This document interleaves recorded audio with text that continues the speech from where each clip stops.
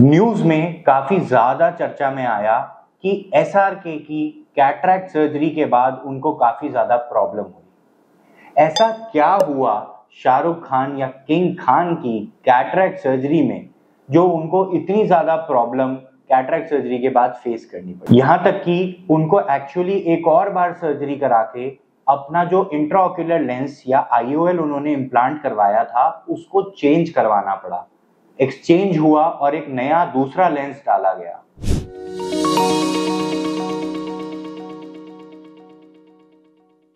The information shared in this video is curated from available open sources and contains my personal interpretations. This should not be confused with scientific advice or a doctor's clinical advice. Hello everyone, मैं हूं doctor प्रख्यात रूप। मैं Acura vision clinics रूप नेत्रालय में cataract, cornea और refractive surgery का specialist हूं।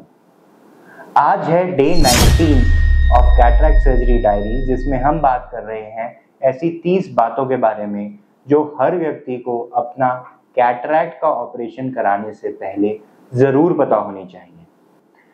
चलिए इस बारे में थोड़ा सा जानते हैं। देखिए, बैकग्राउंड में आपको बताऊं, सन 2014 में किंग खान ने एक्चुअली अपना पास का रीडिंग ग्लासेस जो होते हैं उसको हटवाने का ऑपरेशन करवाया था। आप लोग अगर देखें पुराने वीडियोस को जाकर तो आप पाएंगे कि कई बार अवार्ड शोज में किंग खान एक्चुअली चश्मा पहनते हुए दिखाई देते थे चीजों को पढ़ते हुए, और फिर कुछ समय के बाद उन्होंने एक्चुअली चश्मा हटा दिया।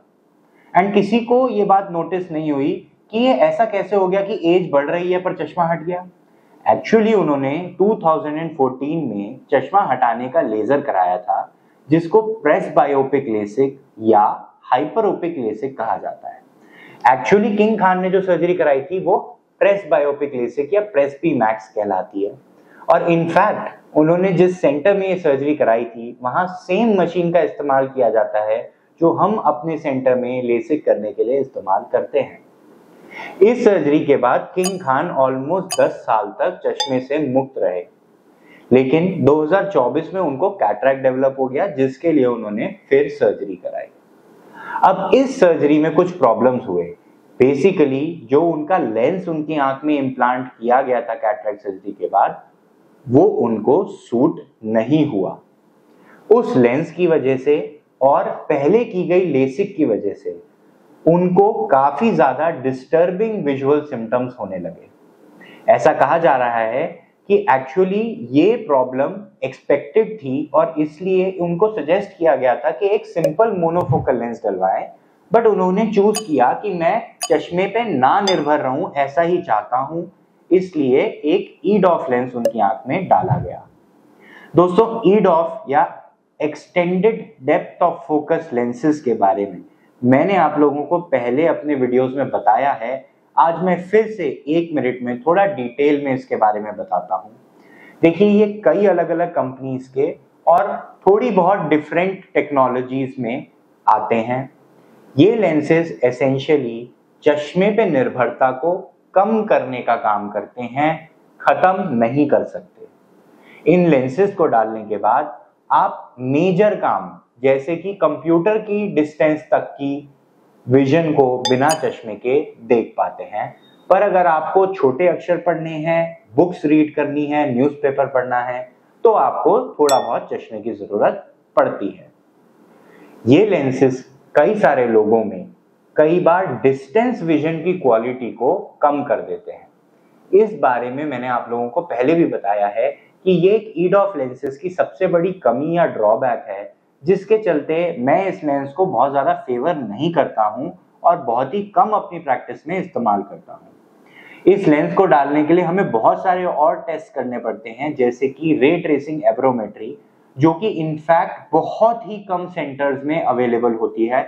कई बार जो हमारे सेलेब लोग जहां पर सर्जरी कराते हैं उन बड़े सेंटर्स में भी वो टेक्नोलॉजी या उसको एनालाइज और रीड करने की नो हाउ नहीं होती, जिसके चलते ये लेंसेज अगर आंख में इम्प्लांट कर दिए जाएं तो पेशेंट को काफी ज्यादा परेशानियां हो सकती हैं। उनको दूर की नजर धुंधली, फैली हुई, मल्टीपल इमेजेस, लाइटें फटने की प्रॉब्लम, ये सारी दिक्कतें महसूस दे सकती हैं। इसीलिए पर्सनली मैं हमेशा ईडॉफ लेंस को एक सेकेंड लेवल पे रखता हूं, और जो पैन फोकल लेंस जो आज की तारीख में एक्चुअली चश्मा हटाने के मोस्ट न्यूएस्ट टेक्नोलॉजी है, उसको ज्यादा प्रेफर करता हूं अगर मुझे 40 इयर्स के बाद किसी का चश्मा हटाने का या कैटरैक्ट सर्जरी के बाद चश्मे पे निर्भरता ना होने का ऑपरेशन करना है। दोस्तों, किंग खान ने भी एक्चुअली यही सर्जरी कराई। उन्होंने एक ईडॉफ लेंस डलवाया और उसके बाद यही सारे प्रॉब्लम्स जो मैंने अपने पिछले वीडियोस में भी जब लेंसेज का डिस्कशन किया था तब बताए थे, उनको हुए। इससे ज्यादा सिंपल और हमारे सामने मैं एग्जाम्पल नहीं दे सकता हूं आपको कि जो एक्चुअली में हमारे साथ होता है, एक आम आदमी के साथ होता है, एक मेरठ में मेरी प्रैक्टिस में होता है, वही मुंबई में किंग खान के साथ भी हो सकता है और दुनिया में किसी भी और के साथ हो सकता है। तो जो बातें मैं आप लोगों से डिस्कस कर रहा हूं, ये एक्चुअली ऐसी बातें हैं जो पूरी दुनिया में सेम है, वैलिड है। ऐसा नहीं है कि ये मेरी ही अपनी ओपिनियन है, दुनिया में और किसी के साथ ऐसा नहीं हो रहा, या ये हमारे एरिया या हमारी प्रैक्टिस या हमारे पेशेंट के लिए यूनिक है। ये वर्ल्ड ओवर कॉमन प्रॉब्लम्स हैं। इसीलिए ये वीडियोस का रेलेवेंस लगभग सभी लोग जो 50 साल की उम्र को क्रॉस कर चुके हैं, उनको ये सारी इंफॉर्मेशन जरूर अपनी आई हेल्थ और कैटरैक्ट के बारे में होनी चाहिए। आपके जो डॉक्टर हैं उनके ऊपर ट्रस्ट और आपके डॉक्टर की नॉलेज बहुत ज्यादा इंपॉर्टेंट है। देखिए, हम एक क्लिनिशियन हैं, यानी कि हम लोग डॉक्टर्स हैं जो बायोलॉजी पढ़ते हैं, बायोलॉजी में ट्रेन होते हैं, ह्यूमन बींग्स की फिजियोलॉजी को समझते हैं, उसके बारे में पढ़ाई करते हैं। हमसे ऐसा कहा जाता है कि हम फिजिसिस्ट नहीं हैं, यानी कि हम एक ऑप्टिक्स को फिजिक्स की तौर पे नहीं समझ सकते हैं।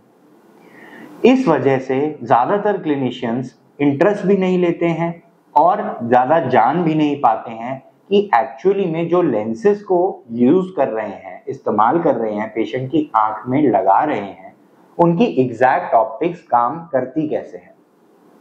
ऐसा मैं इसलिए जानता हूं क्योंकि मैं खुद ऑप्टिक्स के ऊपर काफी ज्यादा रिसर्च कर चुका हूं और हमारे सेंटर को 2 पेटेंट्स यूनाइटेड स्टेट्स में अवॉर्डेड हैं, यानी कि दुनिया में वो पेटेंटेड टेक्नोलॉजीज हैं लेंसेज की जिसका इजाद हमने किया है, जो डिफरेंट ऑप्टिक्स के बारे में नए कॉन्सेप्ट्स के ऊपर बनाई गई है।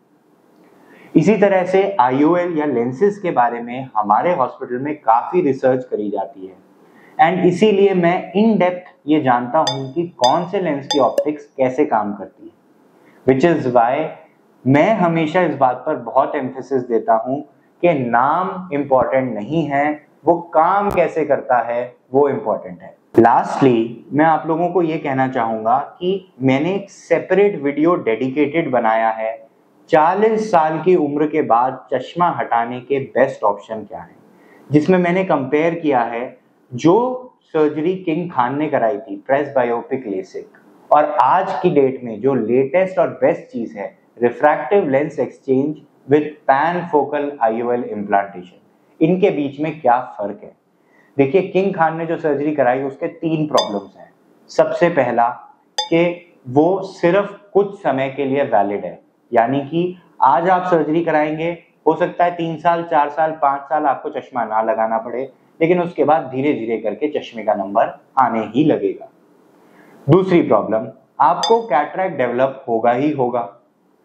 तीसरी प्रॉब्लम, कैटरैक्ट सर्जरी में जो लेंस की एग्जैक्ट पावर है उसकी कैलकुलेशन वगैरह में प्रॉब्लम आने की संभावना ज्यादा है और कैटरैक्ट सर्जरी के रिजल्ट्स सब ऑप्टिमल रहने की संभावना ज्यादा है।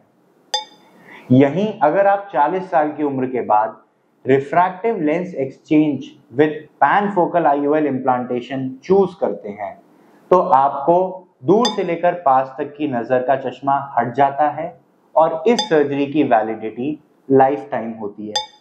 फ्यूचर में कैटरैक्ट नहीं होता है, इसलिए कैटरैक्ट सर्जरी और उससे रिलेटेड प्रॉब्लम्स से आप बच गए। तो बेसिकली आप एक ही बार में आगे तक का चश्मे से छुटकारा पा लेते हैं, आपका खर्च भी बचता है, आपको 2 सर्जरीज नहीं कराने पड़ते। तो ये सारी बातों के चलते जब किंग खान ने सर्जरी कराई थी तब से अब टेक्नोलॉजी बहुत इंप्रूव हो गई है, इसलिए ये सारी बातों को ध्यान रखते हुए हमें लेटेस्ट जो टेक्निक है रिफ्रैक्टिव लेंस एक्सचेंज विद नेचुरो पैनफोकल IOL चूज करना बनता है। आशा करता हूं कि आप लोगों को ये वीडियो समझ में आया और प्लीज हमारे साथ बने रहिएगा। हम और बहुत सारी ऐसी बातें अभी करने वाले हैं जो आपको जरूर पता होनी चाहिए कैटरेक्ट सर्जरी कराने से पहले। Thank you.